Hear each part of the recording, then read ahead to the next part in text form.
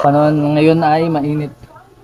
Tirik yung araw kasi mag-alas 12 na. Yun, di pa tapos yung paglagay ng tiles. Gusto ko lang i-open up sa pagiging construction. Maraming nagsabi kapag nagtatanong ka, no, anong trabaho mo?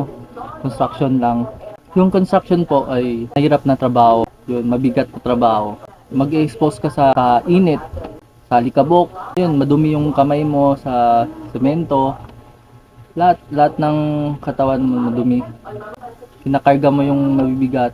Kasi sinasabi nila yung construction lang kasi yung rate ng sahod, no.